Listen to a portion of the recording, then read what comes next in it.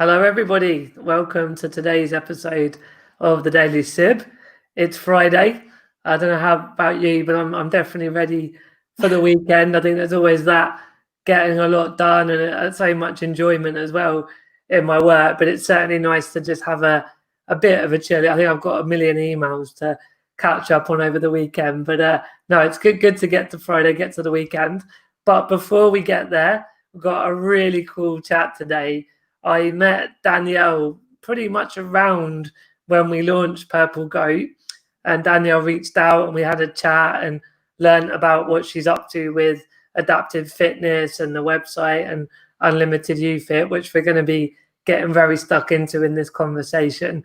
But yeah, we've ended up working together, which has been really exciting. And yeah, I think we're both quite similarly minded with entrepreneurship and inclusion, and so it's going to be a really one thing I've been looking forward to all week. So welcome, Danielle. Hi, thanks for having me. No, pleasure.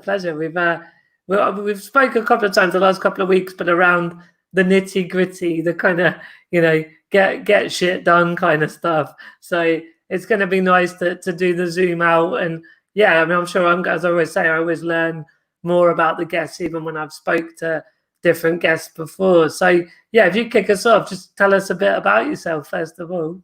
I'm Danny. I'm 23 from Birmingham. Completed my master's 2019 in entrepreneurship and international business. So very fitting. I didn't actually know there was a master's in entrepreneurship. That's really cool. Yeah. It was really interesting doing the degree actually, and I kind of had a lot of comments from people saying like, oh, is it actually interesting? Because entrepreneurship is all about doing something and not really studying. It's all about, like you said, like getting stuff done and getting it out. But I was like, no, it was actually really cool and interesting to study it as a subject as well. Cool. And so that was 2019, right? You finished that. So then what's happened in the last year and a bit? Yeah, so I decided to obviously launch Unlimited U, which is an online fitness platform for people with disabilities. I just wanted to kind of create a platform where disabled people, regardless of their disability or impairment, would be able to come and find a variety of different workouts and just have like a cool place where people can connect and try new exercises and workouts and try and lead a little bit of a healthier lifestyle. Yeah, no, brilliant. That's as always good to give that sort of framing, a bit about your background, a bit about the business, and obviously, we'll get stuck into it more. So, I mean, I suppose my first thought was did you do a degree in entrepreneurship that went on to do a master's, or did you do a different bachelor's? Yeah, so my undergrad is in criminology. Wow. Yeah, completely not related. Are you gonna become mafia or something like that? No, look, to be fair, it's mostly a lot like psychology based. It's just understanding people really, which business and marketing is very relevant. Yeah, exactly. Yeah. Cool. So you did criminology, and then so what made you not continue that, or what made you go into entrepreneurship at master's level? Yeah, so it's kind of a mix of things really.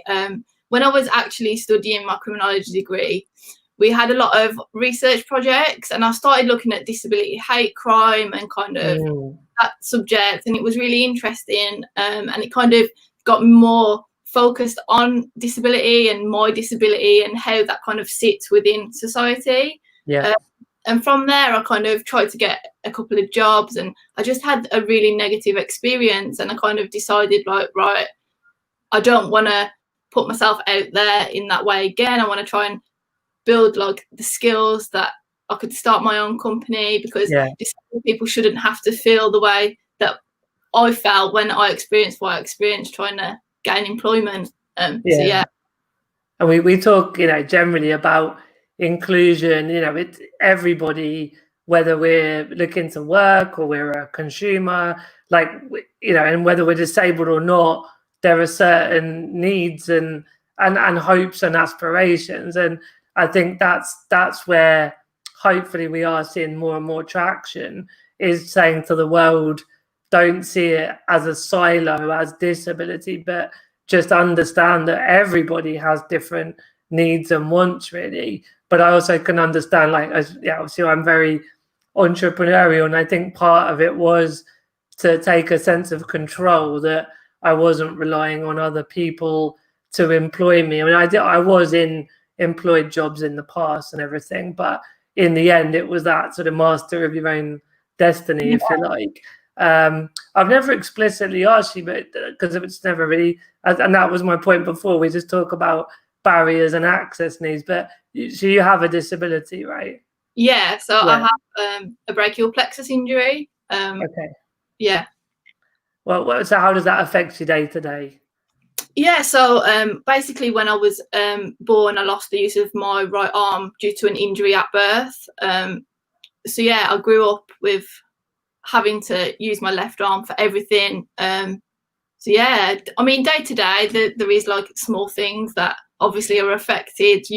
But because I've grown up with my disability, I just kind of adapted and learned how to do everything with one arm. And yeah, it's kind of used to it now. That's the way it is. Yeah, no, of course, and yeah, so I think that sort of, I've had people on without a disability that are doing all sorts of great stuff in this world, and I've always been very keen to make the point that what we want is solutions for inclusion, and then there's an element that it's great to see disabled people being leaders and setting the kind of conversation, but it's also great when non-disabled people join the party, if you like, as well. So, but yeah, obviously you've got that lived experience, and you've experienced certain barriers to employment, and I guess just certain barriers to fitness as another example, because that's where we're moving towards in the conversation. So what kind of things did you do in the Masters of Entrepreneurship then? Yeah, it was kind of really interesting. Obviously, a large part of it is focusing on like actually coming up with business ideas. So there's actually like a whole theory and like frameworks around like how you come up with a business idea and stuff like that. But yeah, it was just really interesting, and a lot of it was looking at, like, we did a whole section on like family-owned businesses and how they get passed down through generations, which is really cool and interesting again. And there's just so many parts to it. But yeah, it's just really interesting, and obviously having like the international business attached to the entrepreneurship as well was really cool, because you kind of get that broad business knowledge overview, which is really important when you're starting a company. Yeah, I think it's a balance, isn't it? That without any kind of theory or even just kind of planning and strategizing, like that side of it, as you can just sort of see a problem, create a solution, and work it all out. And people do that, and it can be fine. But I think it's good to have a bit of that foresight, and I suppose frameworks. Like, I think that I did economics for my undergrad, and my master's was in marketing, so similar to you. And so, that gave me a framework that around the sort of business case of disability. I understand the economics of it because of economics, but also with the marketing, it's you always ask your audience what they need and want, and you give it to them. And that's what was always so weird, that brands just never asked disabled people what we want, and didn't see us as a marketplace. So that framework helped my business have more clarity.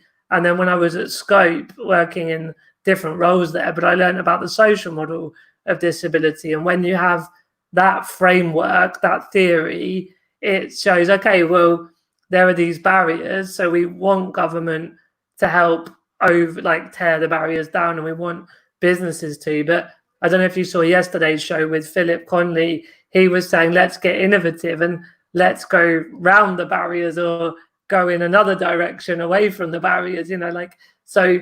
But that way of seeing the world with barriers that disable us gives a framework for opportunity. So I think those philosophies and theories are helpful. So then, from that, how did you then get practical afterwards? Yeah, obviously after doing my master's degree, I decided to like my university had like an incubator program for students that wanted to start up their own company. So I joined that, which was really incredible because they gave me access to like a business mentor, and I kind of had loads of advice and guidance along the way. That was kind of key for me. But yeah, I just decided to get straight stuck into it. Luckily, because I studied my master's degree, I was able to use Unlimited You as my kind of my dissertation. There's a connection actually between the two. Yeah, so I kind of already had like this business plan in place, and I'd done all the research and I'd done the surveys, and I'd reached out to everybody to kind of see what people thought of it. And then it was literally just about turning that theory into something practical.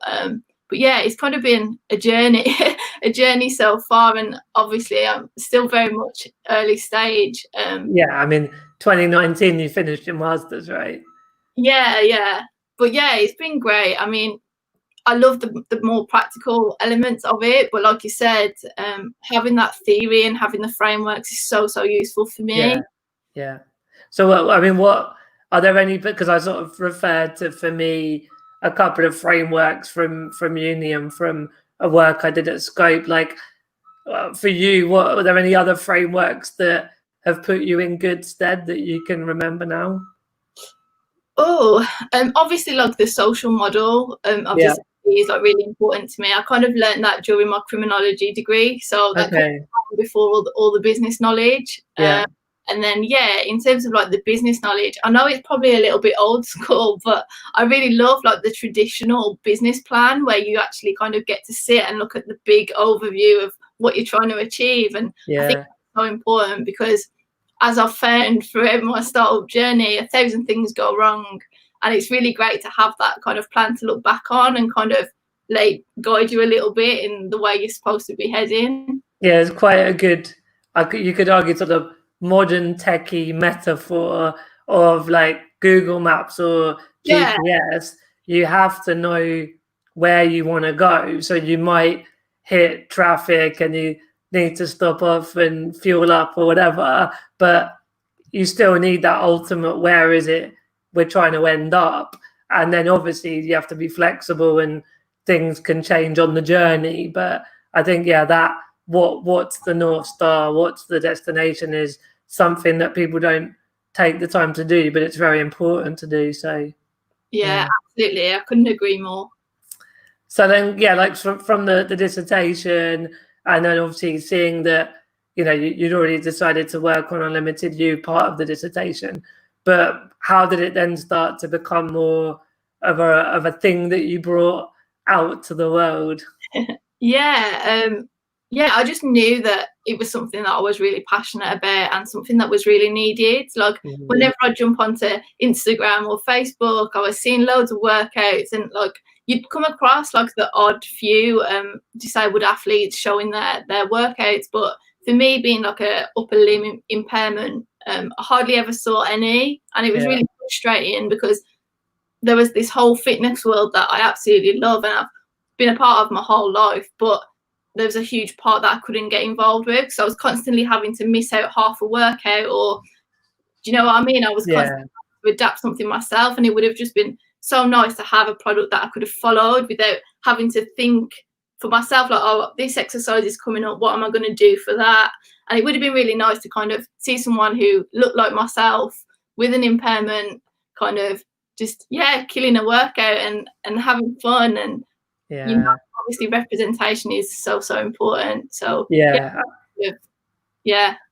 was just gonna say that I don't know on your timeline of things, but I mean that's obviously what brought us into the same world, is because I've always had that general wanting disabled people to have a voice, which has always been the power of blogging, and as you say, like Instagram and Facebook and social media has become this very powerful way that anyone can share their story. So there's something around that.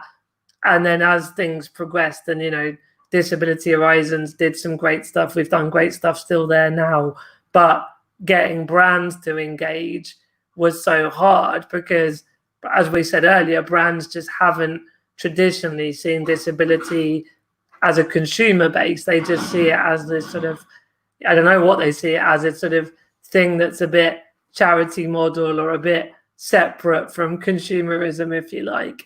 Yeah. By the way, if you can hear any banging, a big lorry is taking a skip away out the front window because we had a load of work done, and the dog's gearing up to kick off at the man with the skip.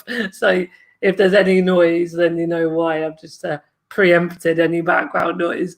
Where was my thought process? Yes, but representation, that's what Purple Goat's trying to rectify, is that, you know, the 0.06% of adverts feature disability when 22% of disabled people have a disability. But I think what you touched on is like the thing about role models. So when people say to me, I can't pretend I'm so up on my fitness, I'm a bit lazy when it comes to the fitness side, but I am into personal development and certainly like changing my diet, and you know, so it is self-care and health is definitely important to me.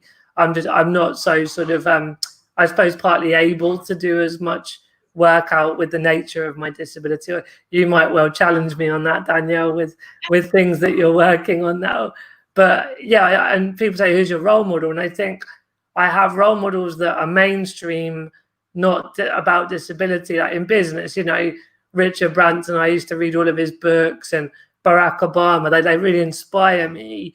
But like Tanya Gray Thompson and Baroness Jane Campbell, they're my role models that have a disability. And when you talk about being on Instagram, and it doesn't mean that we don't resonate and connect with people that don't have a disability. It's great to follow people of all diversity, really, but there's just been a distinct lack of disability within all of the verticals in an economy and in society. So I suppose from an entrepreneurial level, you saw a problem, right? And you wanted to solve it and create a solution. Yeah. Yeah, exactly. It was a problem that I'd experienced, and I figured if I'm experiencing it, then like you said, there's like 22% of the population has a disability, and it's a huge number of people. So yeah, obviously if I'm experiencing this, there's got to be so many other people experiencing the same thing as well. And being an academic, I think I probably know your answer to this, but like, did you do research into what the mainstream fitness world was providing for disabled people? Yeah, I think obviously because I've been in sport and fitness my whole life, you kind of did it naturally anyway, right? Like just for you. Yeah, exactly. Yeah, I'd kind of always been in the sector, so I experienced it growing up as well, and like going from a child to an adult was a really interesting period, because I found that like when I was younger, I'm only 23, I'm not too old yet, but when I was like an early teenager, a child, there seemed to be so much more opportunities to be active and to have those experiences. And yeah, that's so true. And then as you get older, it just kind of slips away, and it just became really difficult. Yeah, I mean, for me, like I had physio every day at school, which physio, again, it's one of those words that sort of sounds a bit separate, bit disability, bit medical, but ultimately it was a way to be more active whilst having a disability. And then I got to 18 and it like the swimming and the physio, it all dropped off a cliff in terms of provision and support. So yeah, I think for disabled people, I think for everyone, you know, school provides a structure, whereas adulthood, you have to find your own structure. But if you then go to your local, like if I go to my local leisure centre, you know, there isn't the facilities for me to get hoisted and changed on a sort of bed that I need. So I can't go swimming in that kind of place. It has to be a very adapted sort of provision. So yeah, I think you're right that as you become adult with a disability, it gets harder to stay fit and stay active. Yeah, I feel like everything just changes, and it's almost like overnight. Like the minute you reach 18, it's like the fingers, and you live in a completely different life in some ways. So yeah, and I think obviously you just touched on like facilities and stuff like that. these are all like additional barriers that people with disabilities face, and that's something I wanted to try and avoid by creating obviously the online platform. It was just providing a way for people to work out at home without the need of expensive equipment or expensive, you know, facilities. It's just something they could do, a tiny thing that could like hopefully help them like lead a healthier life without kind of making them go out of the way to include that into their life, because ultimately your life, you know, you don't want to change your life to be a bit healthier, you just want it to fit in and yeah, it's got to do that. Yeah, exactly. You hear a lot about, you know, diets and workouts, and like people get excited because they realize they felt a bit unwell or a bit fatigued, or they want to lose a bit of weight and or build up a bit of muscle, but they like get excited about making a change. But after a month, 6 months, a year, the willpower can kind of subside and you're kind of back where you were. So it has to be sustainable and fit in with your routine, right? Yeah, absolutely. So important. That's cool. So yeah, like, I guess we've touched upon, you got the theory, done the research of what else was out there, and it wasn't really, you know, enough for many disabled people. So what's the product, and what's the sort of benefits of the product, and in terms of when you started, because I imagine it's maybe changed a little bit because of COVID-19, but sort of what was the early iterations? Yeah, so at first, obviously, being based in Birmingham, I had the support from like some universities locally, which was really great, and they kind of let me use their filming studio. So I got a couple of incredible volunteers who had disabilities, and they were so willing to come down, and we did like a filming day, and we filmed a few workouts and stuff like that, which was really cool. But yeah, essentially, I was creating the workouts, and then we was going into the studio, trying them out, seeing what works. If it didn't work, we'd change it.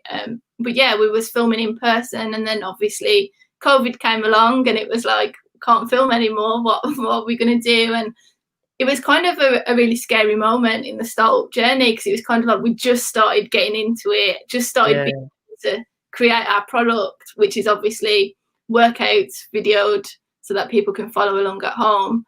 And kind of like, what am I going to do now? Yeah.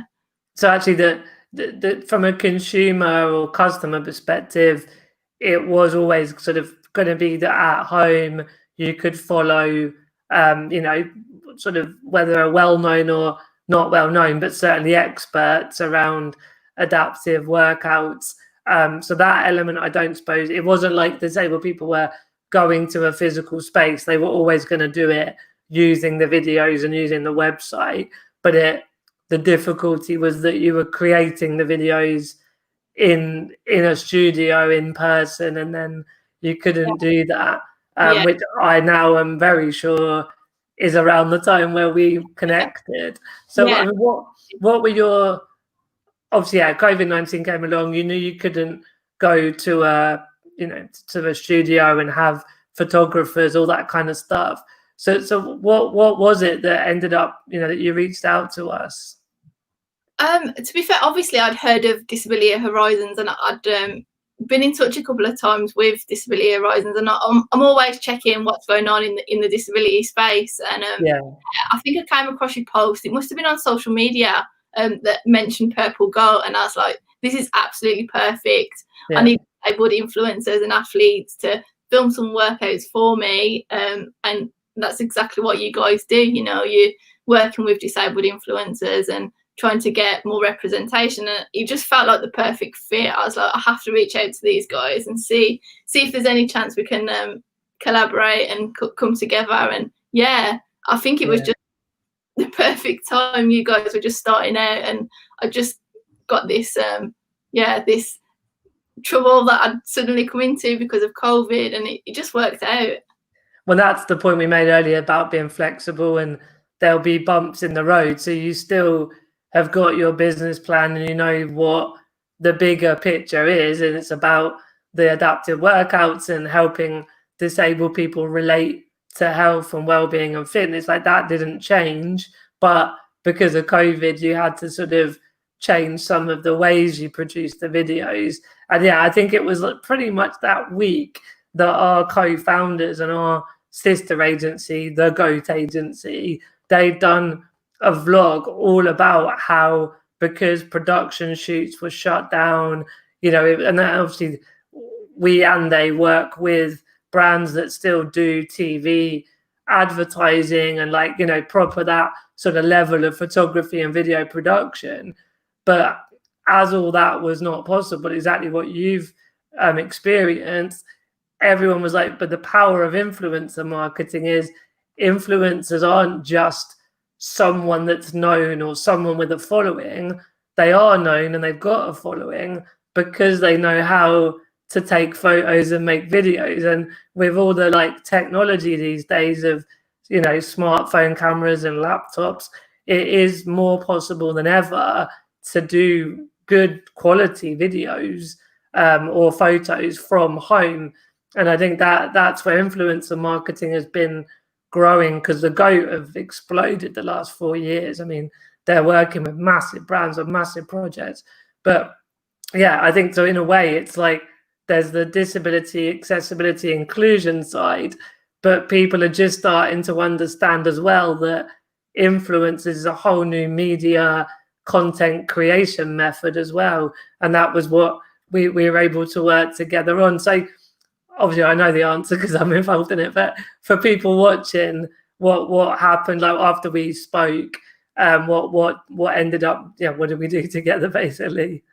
Yeah, obviously I reached out to you guys after a couple of calls and emails. We agreed on a campaign, which was essentially you guys reaching out to disabled influencers and athletes, and yeah, they were filming workouts for me at home, and then I was just receiving the video files. So yeah, it was really, really nice. So I think it's worked incredibly well. And you've worked closely with Chris, who's our campaigns manager. I know there was we always want to have a good diversity of disability, but a diversity of people, so age, gender, etc., etc., etc. And I know that Chris was trying to find someone with an upper limb disability or impairment from the BAME community that was obviously able to do workout videos, and that was as niche as it gets, right? Yeah. And he found someone. Yeah, I think obviously it does get quite niche when you get into the gritty, but yeah, it works. And like you just said, it is so important to be diverse and to include everybody, and that's absolutely what I want for Unlimited You. It's not for a certain type of person, it's absolutely for everybody to just come on and do a workout without having to think too much about it. They can just give it a try, and all the workouts are relatively short as well. We didn't want to create these really long and complicated workouts. We just wanted something that was quick, easy, and people could just do. Yeah. It's got to be practical, like we said before. So yeah, I mean, I think the point we're making is that apart from the nice way that it aligned from what I'm up to and what you're up to, and that story, that narrative is really cool. But in the end, for your journey, it meant that you overcame the problem of how to get the adapted videos for the website, right? So now we're pretty much done, aren't we? I think the last video's being produced, but we're almost done. So what next? Like what are you going to do with the videos? What are the general happenings? Yeah, so we're just finishing off the last video, which is really cool. So yeah, I'm still working a little bit on the platform, but hopefully within a couple of weeks we'll have the platform up and running with all the workouts on there, which is really cool. And then obviously for us it's important to kind of constantly keep creating these new content or new workouts. So working with influencers and working with people will be a long-term thing for me. Yes, of course. So yeah, I really love it. I think it's really great, especially getting to co-produce content with other disabled people and being able to see how they do their own workouts and how I do my workouts, and you learn so much through the process. So yeah, it's been really cool. It's been really interesting, and yeah, can't wait for everybody to see the workouts. Well, it's a similar way that I have people like yourself on this show every day, and I everyone watching gets the benefit of the story and the different lessons. But I've learned so much just speaking to people every day on this show. And so I guess in your world around fitness, it helps the product, the business, but you're, as you say, you're learning and growing through that as well, right? Yeah, absolutely. Like some of the exercises the influencers have sent over, I've been thinking like, oh, hadn't even thought of doing it like that, but that works great. So I'm going to try it myself now. And it's little things like that. So yeah. Cool. I was going to go to a couple of comments, and then I've got a couple more questions still for you. We've got Mark says hello both. So hi, Mark. Harry says hello both. So hello, Harry. Chris said, I've just sent the website to my daughter, who is wheelchair user for the workouts. It's an excellent project. So really nice, support from Chris, but obviously, hopefully his daughter will be able to benefit as well. Harry says, afternoon to Chris. And then Gina, congratulations. This is needed and inspiring. Love your logo. Yeah, your logo is very cool, by the way. Thanks. Yeah, I spent a lot of time on the branding and the logo, and I work very closely with the designer. And actually, it's kind of crazy because he kept sending over all these examples, and I didn't feel like they were inclusive enough. And at the end of the project, when I had the logo, I counted all the logos that he sent over to me, and there was actually 60 logos that he produced. Wow. Yeah, it was crazy. I'm just seeing if I can I've never tried this on a live, but if I can share the screen of the logo. But yeah, how did you find someone to support you with the branding? So obviously, as I mentioned, because I was part of the incubator program with my university, they kind of have loads of experts, and obviously a lot of students go on to create their own like digital agencies and stuff like that. So I actually worked with a fellow student who wasn't disabled, but I kind of told him it has to be inclusive, it has to represent as many people as possible. Yeah. And he kept sending me these logos, and I kept saying, it's not quite right, we're not there yet. And I was really lucky because he was so patient with me. But yeah, eventually I had this idea, and I was like, it'd be really cool if we could kind of put as many disabilities as we could into the logo. And I kind of said, I've got this crazy idea, what do you think? And he just says, yeah, that works really good. So he went away and he came back to me with the design, and I was like, yeah, that's the logo. I absolutely love it. Yeah. I'm a man and I can't multitask, so I'm not going to try and share the screen on it and mess it up. But everyone watching, just do check out. What's the website, Danielle? Yeah, the URL. It's www.unlimitedufit.com. Yeah, unlimitedufit.com. Cool. Work on it. We're still doing a bit of work on it, but yeah, in a few weeks we should be up and running fully. But you know what, Danny? I think back to what I was saying about the power of storytelling. Like, I think we used to do this sort of Hollywood launch, not just with a movie, but of businesses, and it was all mysterious, and then it was the final thing and everyone bought it.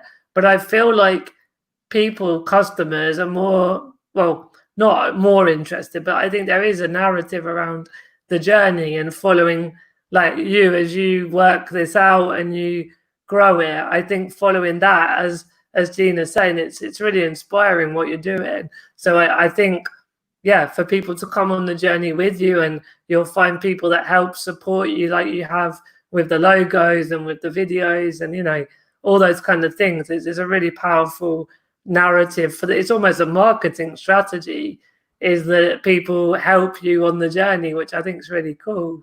Yeah, I've had so much help. Like, I think people get scared to ask for help sometimes, but literally, this keeps coming up lately, Danny. Yeah, that's so true.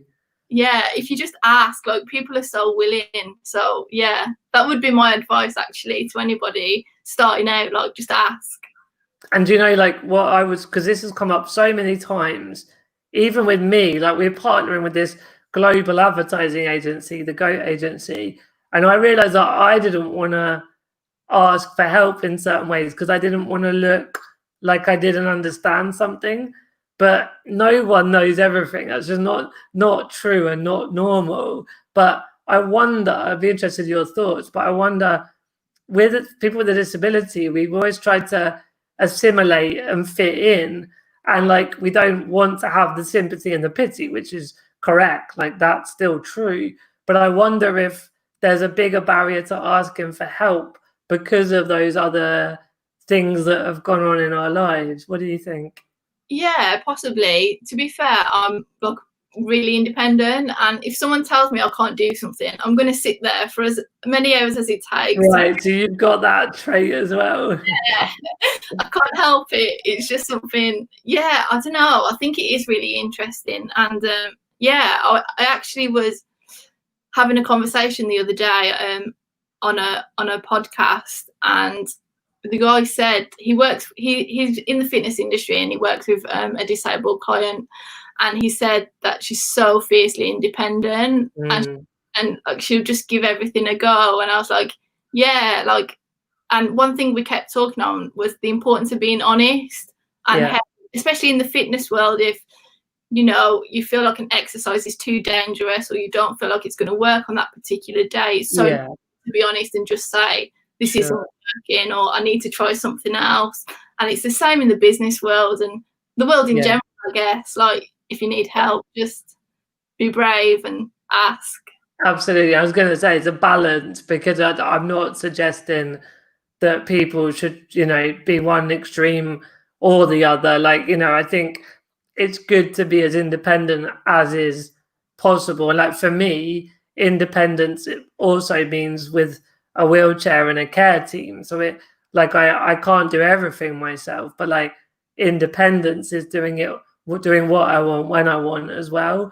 But I think in the business context, it was that, as you first said, that it's fine to ask people to help, and it's not weakness. And I sometimes, and maybe it's not about disability, maybe it's a human trait that just nobody likes to ask for help, disabled or not. But being in the disabled community, I do sometimes feel that we want to be so fiercely independent that we don't feel comfortable to ask for help for things that are fine to ask for help. So I just think that point's really important, you know, to make that as well.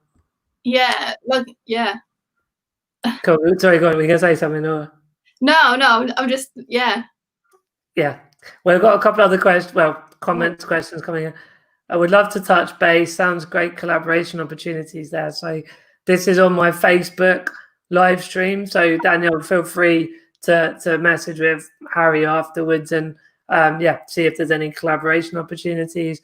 Rob says most people are willing to help. They just don't want to offend by offering, mainly because of being rebuked in the past, which I think is all around this point I'm making, that it's, you know, if someone asks if you want help and you don't need it, that's fine to say no, thank you. But some disabled people get a bit feisty because they feel like that the person presumed they couldn't do it and that was a bad thing. And I think it's great that people are empathetic and compassionate in all walks of life. So the point Rob makes about being rebuked in the past, I think for those that are a bit feisty about refusing help, is to maybe be a bit more, thank you for asking, but actually I can do it myself.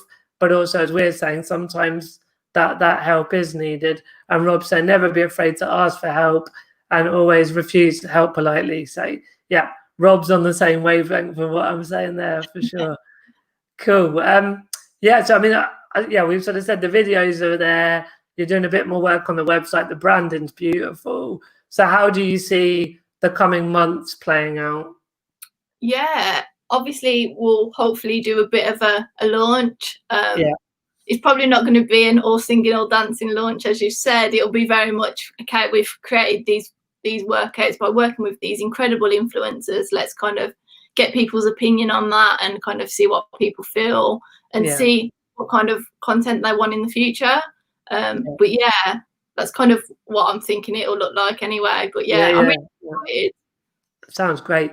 And then like back to your business plan, what's the bigger vision? Like, because I think I know a couple of things that be great for you to share, like sort of the recipes and the the community. It's not just the adaptive workouts, right? Yeah, absolutely. Obviously, food and nutrition come hand in hand with exercise. So it was really important that we kind of have some resources for people to access. The recipes are all kind of minimal prep and don't take long to make, which I think is really important. But yeah, the biggest thing for me is creating that community where people can just come and be vulnerable and be honest about where they're at and what they want to achieve, and just having that safe community where people can just come and be like, okay, this is my goal. I'm not there yet, but I'm here, and I'm going to work out 3 times a week and give it my best part. And that's sort of accountability and peer support, isn't it?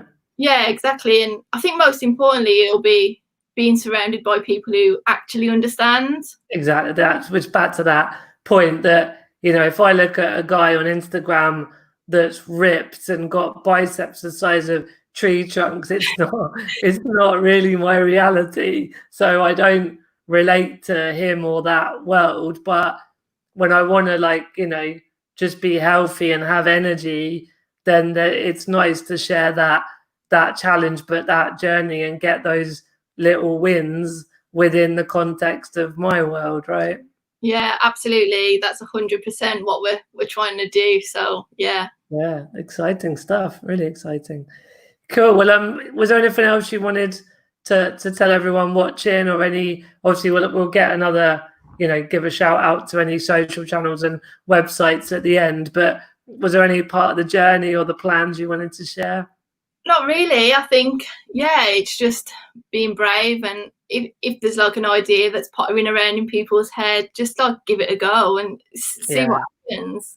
That's so true, because I think another thing we get a bit overcome about entrepreneurship, where it's they sold it for billions and that's what success is. But I mean, for people that are unemployed, entrepreneurship can be a way to creating your own job, which is kind of what you were talking about when you came out of uni. And regardless of unemployment levels, but it can be a top-up income, like a side hustle to a day job. But if in the end you run your own business and you make 20, 30, 40 grand a year, that's brilliant. If you can do what you love and live off of an income that is a comfortable lifestyle, brilliant. It doesn't have to be 100 grand, 500 grand a year sort of stuff.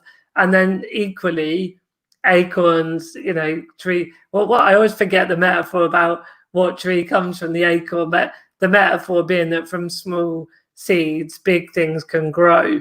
And I think that's the other side, that if you do it bit by bit, in 5 years, you might well end up with something that's very sizable, which is awesome as well, right?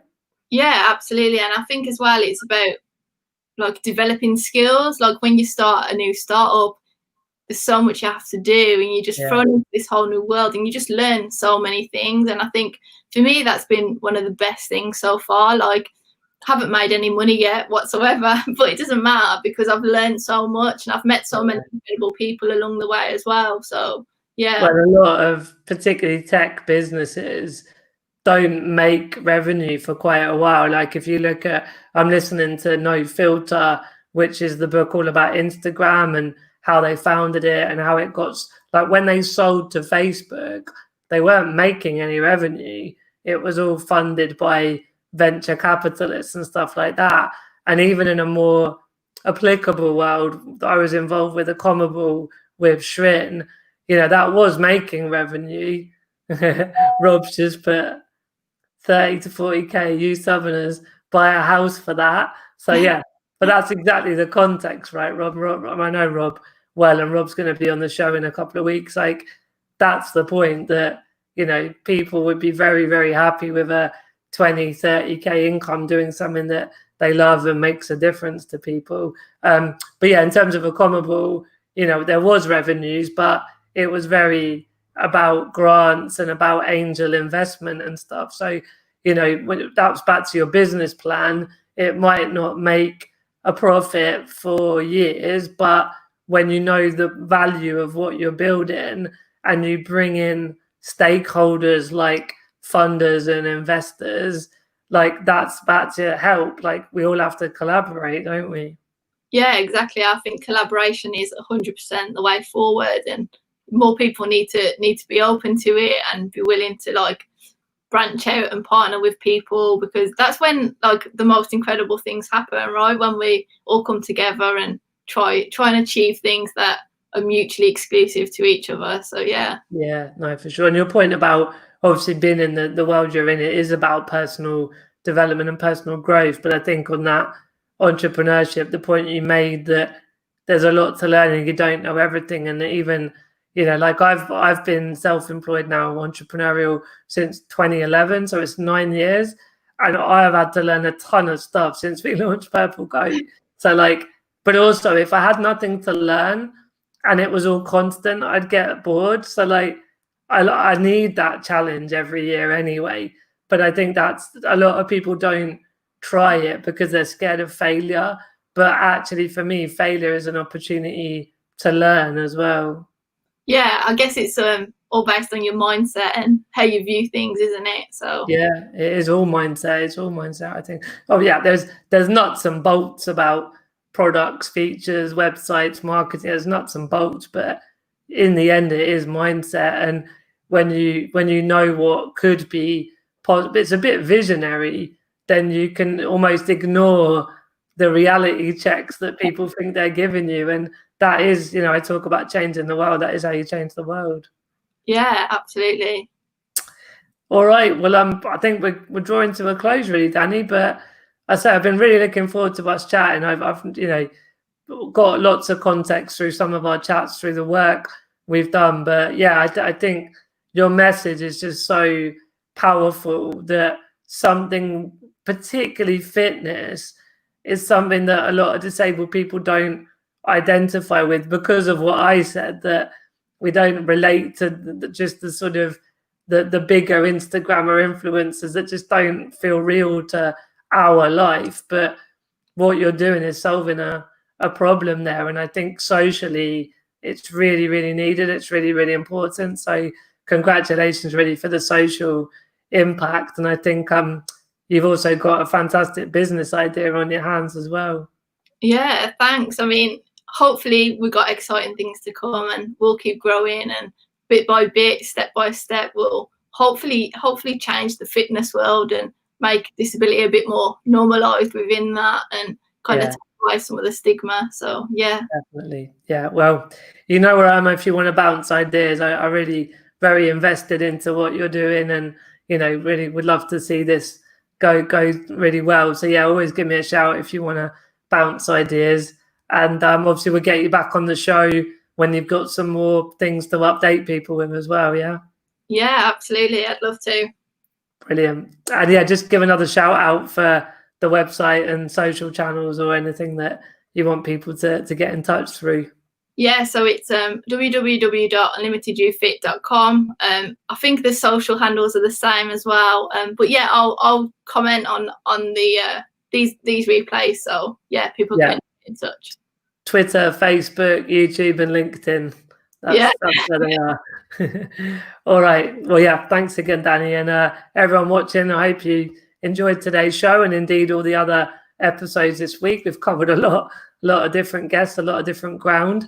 Have a fantastic end of Friday, a great weekend, and be back Monday for the next episode of the Daily Sib. In the meantime, take care. Thanks again. Bye-bye. Bye.